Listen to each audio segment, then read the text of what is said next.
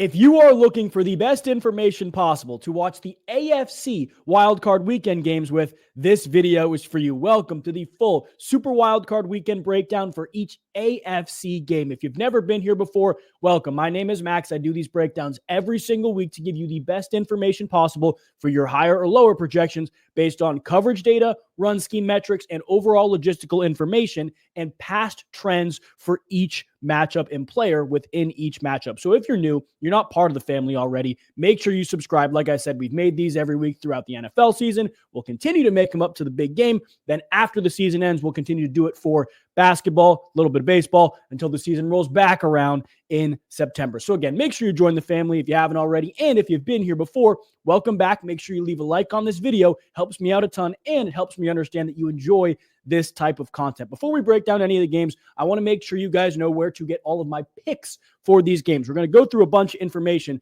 but the picks specifically will be in the description. Instagram is the best place. You got to be following my Instagram. All my parlays, all my higher or lower projections, straight picks, they'll be on there. Graphics will be dropping Saturday morning, Sunday morning, and Monday morning for all of that stuff, but there'll be plenty of other information throughout the week. So depending on when you're seeing this, make sure you go over to Instagram, follow over there. There'll also be some more fun picks, some touchdown scores, things like that on X or Twitter. If you're not following on there, make sure you follow there as well. And leading up to the games, we'll be doing giveaways on both of these pages for the first round of the playoffs. So you got to make sure you're following both of them. You get an extra entry if you're following both.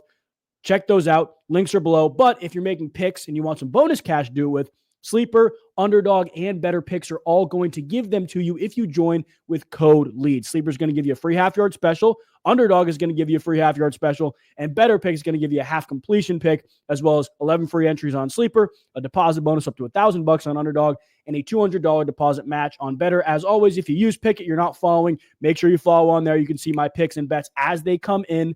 You do not want to miss any of this stuff. Without further ado, though, let's break down these games. We're going to start with what I think could be the closest game of the weekend, the Chargers-Texans. I'm going to pause, take a sip of water. Let's walk through this game. Now, we always start with data outliers. In this game, there are a couple data outliers I want to talk about. On the Chargers defensive side, they're giving up the 5th most running back receptions and the 11th most field goals across the entire season. But as of late, they've struggled a little bit with quarterbacks and honestly running backs. 6th most pass touchdowns, 13th most quarterback yards, and in the last 5 games, the 7th most running back receptions, as well as the 7th most tight end receptions and 8th most field goals allowed. If you guys know anything about the LA Chargers, they're going to play a lot of zone. We'll look up some game logs against the Los Angeles Chargers so you can see what I mean. But it's a lot of zone. They're sitting back, and they're allowing checkdowns to happen. You can see a lot of these running back receptions, this column right here, moderately high, especially as the games go on. That is the big advantage point for the Houston Texans when you attack this team. Now, they run the most middle field open. They're going to run a lot of split safety stuff, whether it's cover 2, cover 4, cover 6. They're going to run a lot of that stuff. But it's going to be primarily zone. What's interesting to note about the Texans, they're a little bit worse against these top half zone teams that are more zone heavy than man heavy. Only 1 point per game worse, though. We talk about the Chargers against the Texans defense. That trend is going to be a lot bigger, and there's going to be a bigger gap between them. But Houston Texans against zone. Nico Collins is the leader in terms of target percentage, targets, receptions, and yards per route run. Now, the bottom line with the Houston Texans offense is they just don't have other players to throw to. They don't have other players to throw to. And when you look at the run defense metrics for the Los Angeles Chargers, they're very, very good against the run in terms of yards per game. You can see here, the Los Angeles Chargers slightly above average. And in terms of overall attempts, which is the biggest thing here, the Los Angeles Chargers are really not giving up a lot of attempts. Teams don't try to run on them because most of the time they can't. The Texans haven't been wildly efficient in terms of running the football this year. I think this has to be a pass attack for the Texans if they want to move the ball down the field. But truthfully, I'm not confident in the Texans pass offense without Tank Dell, without Stephon Diggs, to really lean into them in terms of Nico Collins yards straight. When I look at his projection, it's 86 right now. I do think that's a little bit low, but as we put our entries in, our parlays, that'll be on Instagram. Again, make sure you follow. That's something we definitely watered down. Joe Mixon, 3 receptions. Again, something I like. Don't know if I'd take straight, especially because the odds for that right now are like minus 170. Probably, again, would water that down. 2 catches, whatever it may be, and putting it in entry. I will tell you, though, on the other side, we'll talk about that in a second, I am moderately confident in the Texans this game. But the most important thing to note for the Texans offense is Ka'imi Fairbairn. I'm already on it. Truthfully, I'm already on it, and I posted this on Pickett. That's why you got to follow there before anything else. 2+ field goals made. The Chargers have the best red zone defense in the entire NFL. The Texans have the 7th worst red zone offense in the NFL. And when you look at Ka'imi Fairbairn's game logs, right, outside of this game with the Texans backups playing where he didn't really get a true sense of what the offense can do moving the football down the field, 13 of 16 games, he's attempted at least 2 field goals. And you can look at his numbers at home. They are really, really good. Now, he had a 1-for-1 game against Jacksonville earlier on in the year. Don't have to worry about that. Didn't kick a field goal because the Texans didn't score against a red-hot Baltimore team. And he has been almost automatic at home. The only game he was not great was that Minnesota game. Earlier on in the season, you could see the 2 of the 3 games he did not have 2+ field goals attempted in were very, very early on in the season. As of late, he's been very good minus that Ravens game. And again, I'm not taking the most recent game against the Titans really at all because a lot of the backups were playing. So Ka'imi Fairbairn, 2+ field goals to me in a game where I think the Texans will be able to move the ball down the field, right? A lot of short checkdowns, a lot of quick passes. That is something I definitely want to look at. In terms of the target rates, there is a little bit of a marriage in terms of the Chargers allowing the 4th highest rate of targets to go to the backfield. Texans throwing to running backs the 11th highest rate, but the out wide targets, I think Nico Collins, maybe a touchdown or maybe a longest reception could be a better straight pick than overall yards, but Texans are still throwing to him out wide at a top 10 rate, and the Chargers are slightly below average in terms of their target rate allowed to slightly above average in terms of their target rate allowed outside. So I like Nico Collins, I like Joe Mixon, but Ka'imi Fairbairn is definitely the way to go. Now, we got to talk Texans defense. If you've ever seen a breakdown against the Texans, you know it's very, very difficult to break this team down. When you look at man zone splits, they're exactly 16th in each. They're middle of the pack in each. When you look at middle field open versus middle field closed splits, they're almost exactly even. They're so balanced in what they do in terms of the safeties, in terms of man zone, but they run the 4th most quarters, so cover 4 overall in the NFL, and they are one of the most frequent teams in the quarter, half world in terms of cover 6. So the zone they run is going to be a lot of cover 4, cover 6, but they're still going to play a ton of cover 1 man. They're very balanced. Now, I looked at the Chargers points per game versus teams that play a lot of cover 4, as well as will just play man, line up across from you, play man in those coverage situations versus teams that are more traditionally cover 3 zone heavy or more traditionally cover 2 zone heavy. Against those cover 4+ man-to-man teams, which is what the Houston Texans are, Chargers are actually averaging 20 points per game on the dot. 20 points per game on the dot. Against the other teams that don't run as much cover 4 and won't play man-to-man, they're averaging almost 27 points per game. They're almost a full touchdown better against teams that play defense, unlike the Houston Texans. They're a touchdown worse against teams that play defense like the Texans. In terms of data outliers, Texans are pretty good. Last 5, 13th most tight end receptions, so nothing super crazy there. Overall, 12th most wide receiver yards. And you can look at some of these passing numbers and rushing numbers for the Houston Texans defense. Like, they're really not going to give up a ton in either regard, to be honest with you. The 7th fewest pass yards per game. You can go back to the rushing numbers here. The overall rush yards per game with the Houston Texans, and this is still inflated by some big Derrick Henry games, right? Or a big Derrick Henry game a couple weeks ago. The Houston Texans, where are we at? Again, 13th fewest rush yards per game in terms of rush yards per carry, 4.34. Again, 13th fewest rush yards per carry.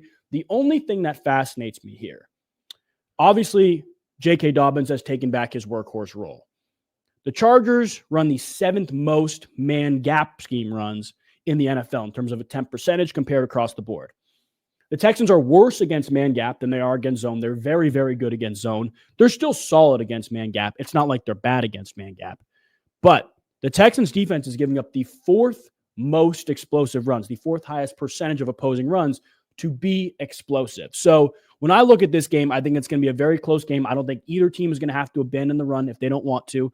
I think a J.K. Dobbins either longest rush or watered down and put with Nico Collins and Joe Mixon is a very good way to go. Now, against man coverage, we know Ladd McConkey is the guy, but Quentin Johnston just had a crazy game last week, And you can look at what he has done, Quentin Johnston has done, as of late, especially against teams that are allowing a lot of targets out wide, which the Houston Texans are at the 8th highest rate. And the Chargers are actually throwing out there at the 12th highest rate, which is kind of crazy. But you can look at Quentin Johnson against those teams that allow a lot of out wide targets. Obviously, 13 for 186 against Vegas, whatever. Like that, they do that. We know they do that. But Tampa, he had 45 and a touchdown in terms of the teams that allow a lot of out wide targets. You can scroll back through here. Cleveland, 4 for 118. Big catch, busted coverage. Do have to remember that. But 4 for 118. Cincinnati, he had 48 yards.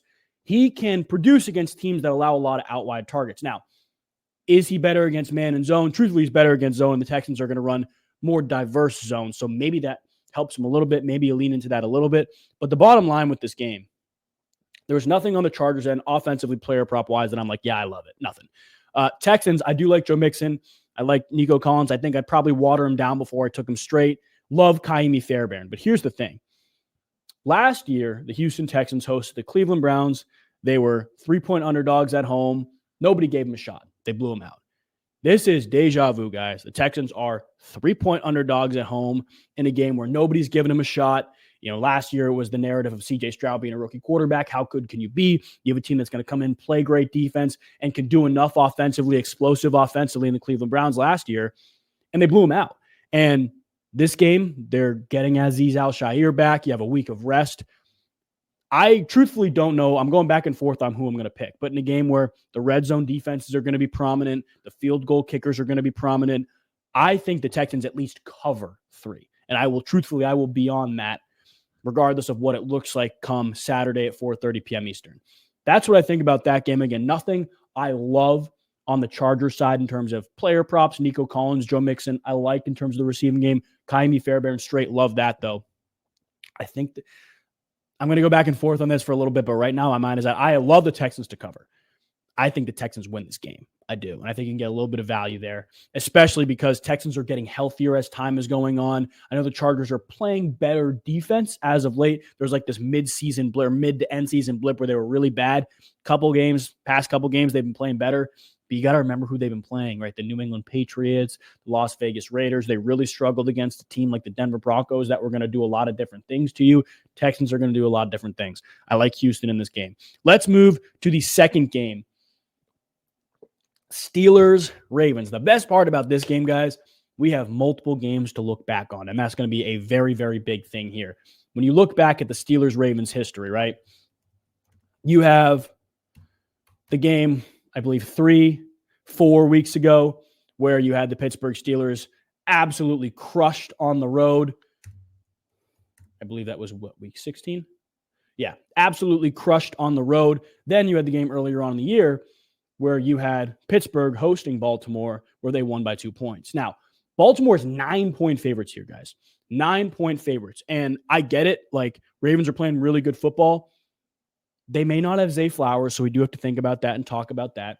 And the Steelers, last time they played when they got blown out, were in the game really throughout it, and they didn't have George Pickens. So I think there's another classic AFC North game. And both times they've played, I've been like, yeah, high-scoring game. One time it was, one time it wasn't. I think this could be a close game throughout. Data outliers. Steelers defense has been bad through the air. Overall, 7th most pass attempts, 7th most pass yards, 2nd most tight end receptions, 8th most wide receiver yards, and 11th most tight end yards. In the last 5 games, though, those numbers are going up. 5th most pass attempts, 4th most pass yards, 4th most pass touchdowns, 6th most wide receiver receptions, 7th most wide receiver yards, most tight end receptions, and 4th most tight end yards. We're going to talk both tight ends in this game. Very important here. But as you know, the Pittsburgh Steelers play a ton of man-to-man and play a ton of middle field close. Now, Ravens against man-to-man, the leader in pretty much everything, target percentage, targets, receptions, yards per out run, is Zay Flowers. I am recording this on Tuesday. Obviously, there will be injury updates in the description as well. I don't know if Zay Flowers is going to play. Truthfully, I don't think he's going to play. The Ravens can win without him. Not worried about that. But that is their main man guy. Who is going to step up against man coverage against the Steelers if he is out?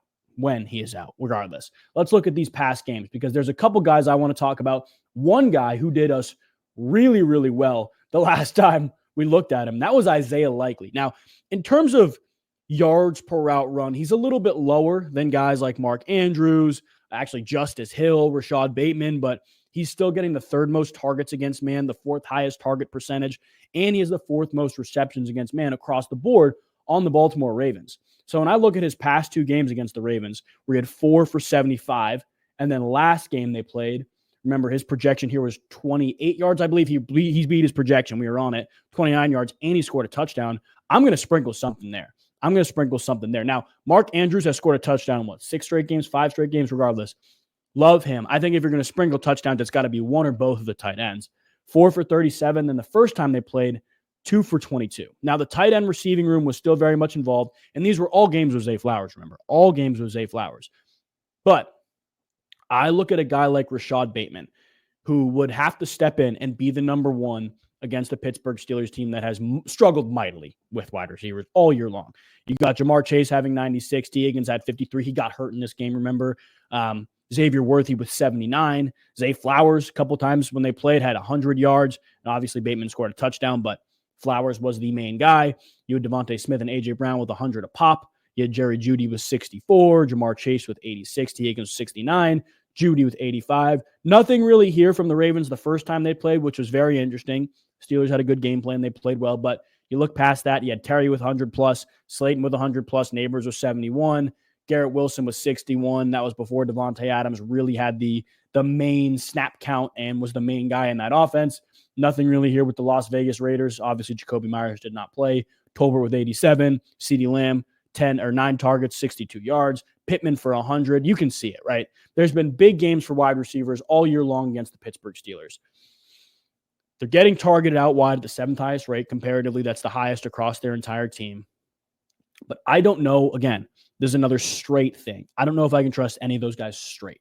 Whether it's multiple catches for Bateman, multiple catches for Andrews or Likely, that's something you want to water down and put in an entry because there hasn't been enough proof in the pudding that those guys can consistently produce, especially against a team like the Steelers. Here's the thing, though, and we've talked about this both times they've played. I've called the bluff both times they've played.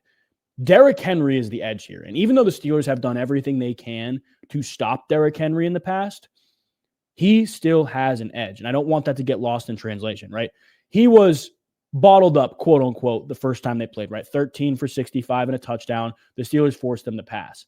But the second time around, when the Ravens were a better team, it wasn't even close. This guy could not be stopped. 24 carries, 162 yards. And as you look at the game logs for Derrick Henry as the year has gone on, he gets more dominant with time. Nobody wants to tackle this guy in January. Nobody wants to stop this guy. Nobody can stop this guy right now. Look at this. 138, 147, 162. 3 straight games of 130+ rushing yards. Nothing against the Giants, regardless. Didn't get a ton of carries in that game. 19 carries against Philly. 24 carries last time they played the Chargers. This guy has been really, really good the last 6 games he's played, and now he gets to Steelers defense. They're giving up the second most zone yards per carry, and the Ravens are obviously the highest percentage of zone, or the most zone yards per carry offensively in the NFL. The Ravens also have the highest explosive run percentage. This is a game where the Ravens are getting 9.5-point favorites. Assuming it goes that way, Derrick Henry's going to continue to get the ball, and nobody's going to want to tackle him. That's the bottom line. Nobody wants to tackle Derrick Henry. And to be honest with you guys, even though teams will not run against the Pittsburgh Steelers, when they have not been horrible. They really haven't been horrible. Like Khalil Herbert had almost 70 yards against them the last time they played. The Chiefs had a huge advantage through the air. They bottled up Saquon, but Chase Brown was pretty efficient against them. You look at Derrick Henry last time, again, not a ton of carries, but moderately efficient. Tyrone Tracy had a big game against them. Like, it's possible to run on these guys. I don't want that to get lost in translation. It's possible to, not very likely, but it's possible to. In a game where the Ravens should be winning, I like Derrick Henry's projection is 97 yards. If you are like me, if you're not like me, because we'll talk about the spread at the end. But if you're somebody who believes the Ravens are going to win this game and probably win it pretty handily, there is enough information to back your Derrick Henry rush yards pick. There really is. There really is. He's done it in the past. Last time they played, past few games, he's dominant right now. You're riding a hot hand, especially without Zay Flowers. You're probably going to get the football more too. That's the reality. On the other side, guys, look, overall, the Ravens were bad against quarterbacks. 2nd most pass yards, 4th most running back receiving yards. We'll talk about that. 5th most receiver receptions, 4th most yards, 9th most tight end yards. Last 5 games, they have been elite, period. Nothing, period. Since week 9, the 9th most man-to-man in the NFL, 14th most middle field close. So they're becoming more balanced, but playing more man, lining up across the board and saying, go beat us. In terms of target percentage against man, it's Pickens across the board. Targets are Pickens, receptions are Pickens, yards per out run are Pickens.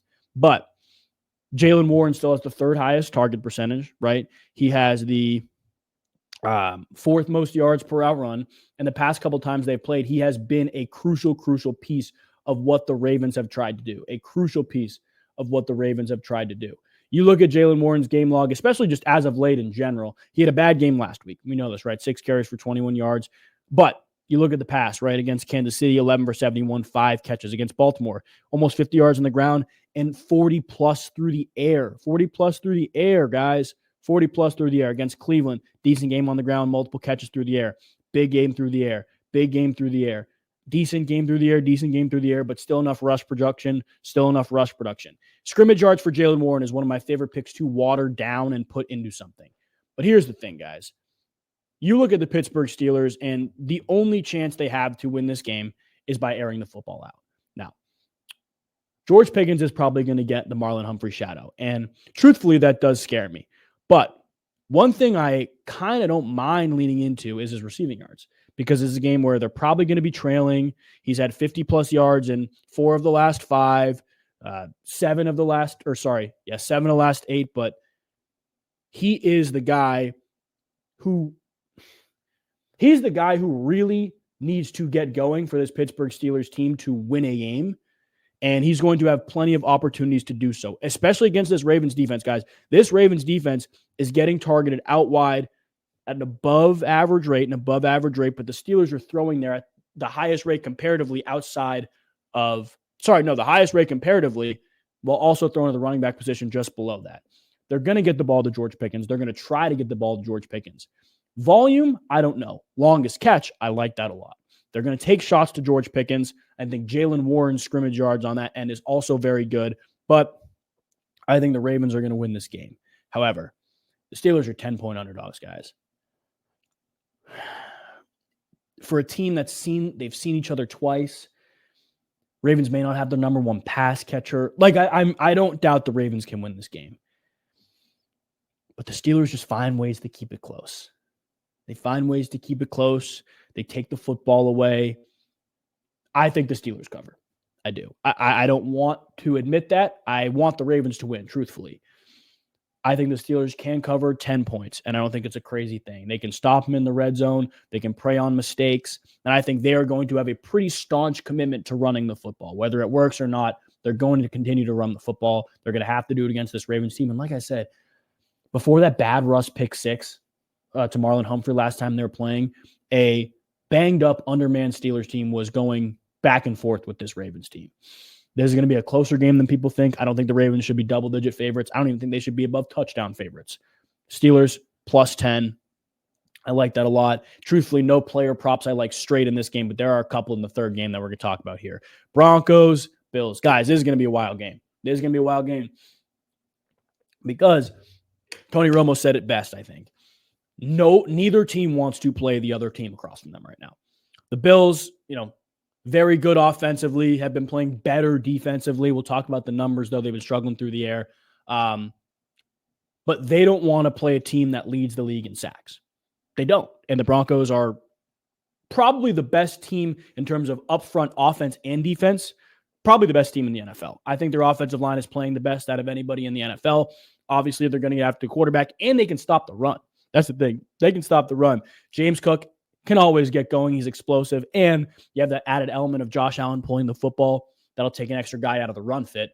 But they're very good against the run. They've been very good against the run, and they can get after the quarterback. But on the other side, if you're the Broncos, you don't want to play a team that doesn't have a dominant number 1, right? Like if you have a dominant number 1, go put Pat Surtain on them. Don't worry about them. They don't have that. They throw the ball everywhere, and we're going to talk about it here. They also have a quarterback who just avoids sacks. Their offensive line is playing really well, but Josh Allen just avoids sacks. He doesn't get sacked. This is the worst possible matchup for each side. Worst possible matchup for each side here. Now, the Denver Broncos, 9-point underdogs right now. 9-point underdogs. When this game was drawn, when we saw the Broncos were going to play the Bills, I truthfully thought about it, and I thought the Broncos could win this game. I think they could win this game if they get after Josh Allen, which I think they will. But the other side of the football is what needs to be talked about for the Denver Broncos, because the Bills defense, they've been solid all year. I'll say solid all year. But last 5 games, they've struggled. They've really, really struggled. I'll pull up their schedule for you guys to look at. We'll talk numbers in a second. But the last 5 games, they've struggled a little bit. They have struggled a little bit. Obviously, the Bills are at home, and they're tough to beat at home. But you look at this. I mean, they were good against the Jets, but Drake May kind of ripped through them. Jared Goff ripped through him. Matt Stafford ripped through him. This game was in the snow. Mahomes had a decent game through the air. And oddly enough, they struggled with the Colts. They struggled with the Dolphins.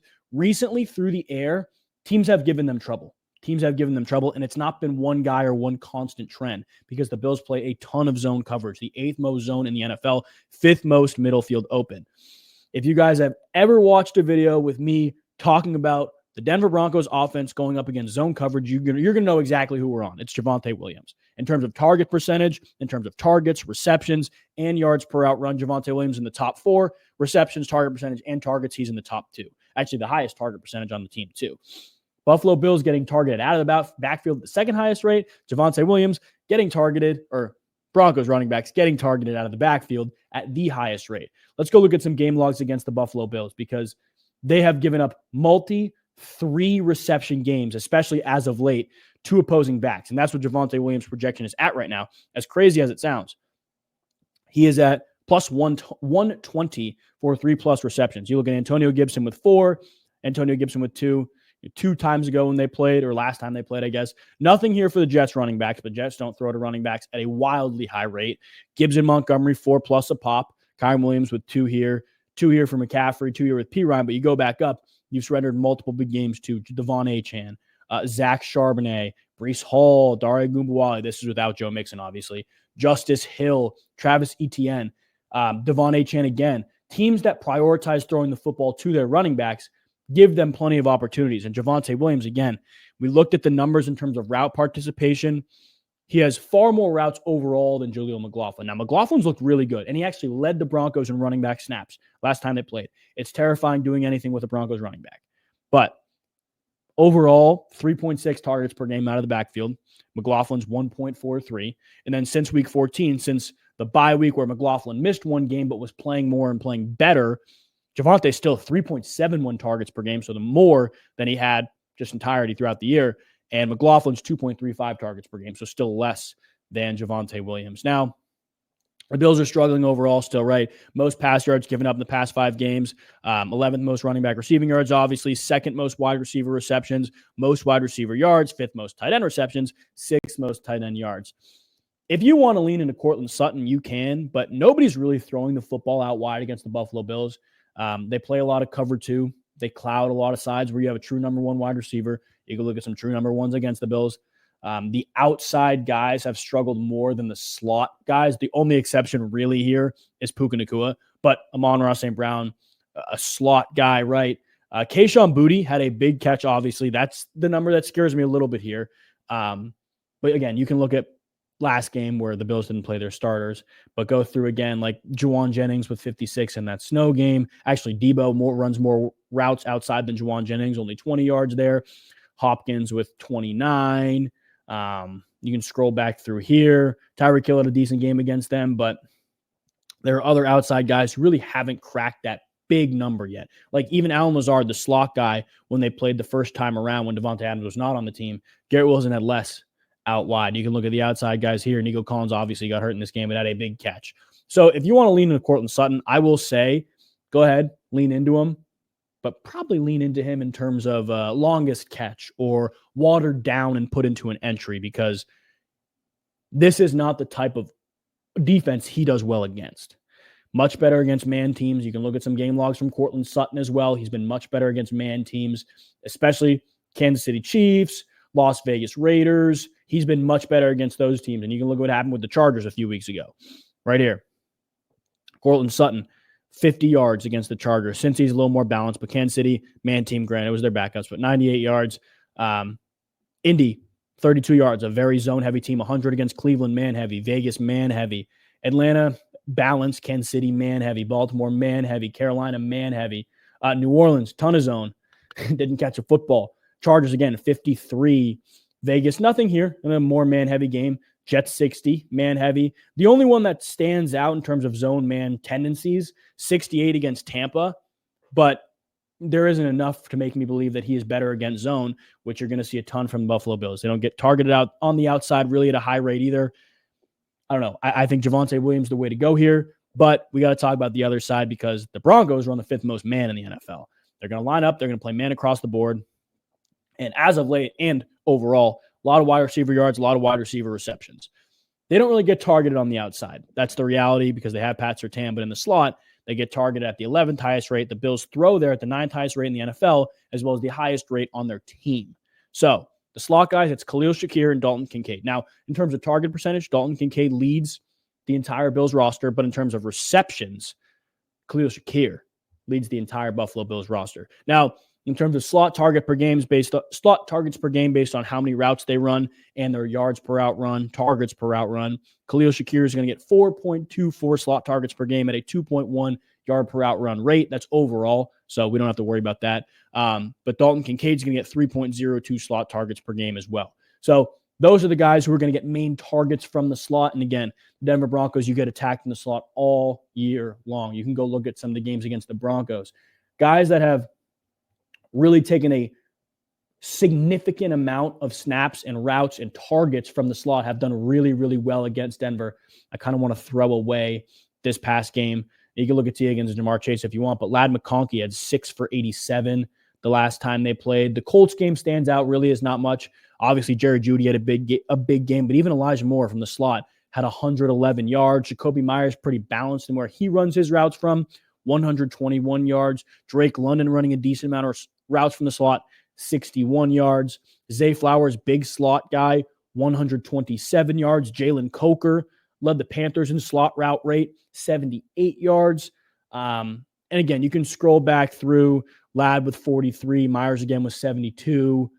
The slot guys like Chris Godwin, even Tyler Lockett, those are going to be the main focal points for attacking this Broncos defense. Khalil Shakir is probably where I would lean in terms of overall yards, just straight. Both these run defenses are pretty solid, especially as of late. They've been very good. But if you're Josh Allen, you're going to want to get the ball out quick. It's probably going to be to Khalil Shakir or Dalton Kincaid. On the outside, obviously, Keon Coleman has the most yards per out run against man coverage. If I had to guess, him or Cooper or both are going to get that Surtain shadow. It's going to depend. But again, both teams are nightmares to game plan against for the other team. Broncos don't want to play the Bills. Bills probably don't want to play the Broncos. That's the reality. And I think it's a closer game than people give it credit for. I think the Broncos cover, I think, is 9 points right now. So we got Broncos covering, Steelers covering, and then Texans covering.